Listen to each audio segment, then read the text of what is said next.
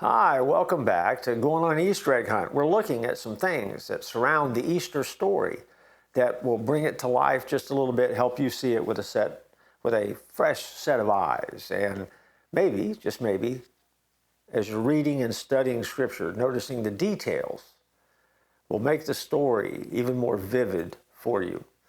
We're reading out of John chapter 18, and it says, "Now Judas, who betrayed him, knew the place because Jesus had often met there with his disciples. And so Judas came to the garden, guiding a detachment of soldiers and some officials from the chief priests and the Pharisees, and they were carrying torches, lanterns, and weapons."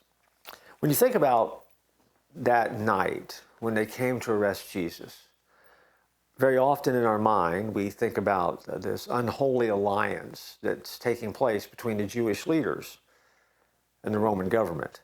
Because we know that Judas is leading a group of Roman soldiers, and a detachment of temple police that have come from the temple area into the garden. And what they have done is they have now gone down this walkway that we talked about in the previous episode that leads to the Gethsemane grotto. What I want to stop for just a minute and point out to you is something that you may or may not know about the way that Jerusalem was at this time. Jerusalem, in the temple area, sat on one corner of the city of Jerusalem, and there in the corner of that temple area was the Tower of Antonia. And that tower was built by the Romans, where the Romans could actually look out into the temple area, but it gave them a perch where they could see a lot of the activity that was happening in Jerusalem itself, and then a little bit on the outside of Jerusalem. This gave them a perch where they could keep order as they needed to. You remember, the Romans are the rulers of the day. Jews had limited freedom, but still were very much in captivity to Rome. What you may or may not know is that this unholy alliance was made easier because from the tower itself, that place is where the Roman soldiers would stay, and there would always be Roman soldiers there. They could go down a set of steps and enter the temple courts at any time.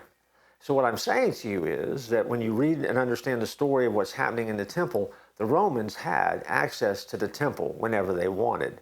They could quickly get down there to quell an uprising. They could quickly step down to restore order if needed. They had that kind of access. But beyond that, if you go back historically and look at some of the diagrams that are there and look at some of the accounts that are there, there was a second set of steps from the tower into the area that only the priest could go into. In other words, where the holy business was taken care of. This holy area that was limited to anybody else except for the priest also was given free access to the Romans. And so the Roman soldiers could move into that area at any time. And so now when you understand this unholy alliance forming where Jesus is the common enemy, the alliance was already in place in so many ways because Jewish leaders would often work alongside of the Roman government to make sure that the things in the city, the things in the temple, were going the way that the Jewish leaders wanted.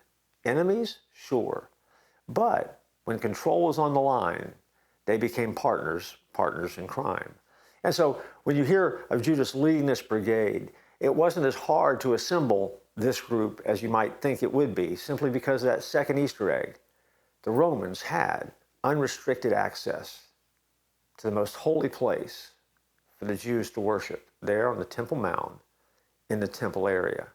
See, historically, the Temple Mount has always been a busy place, always a controversial place, and always a place where conflict has bubbled just below the surface. It is today, it was back then, and that too is a part of the Easter story. Join me next time as we continue discovering Easter eggs as we go on an egg hunt.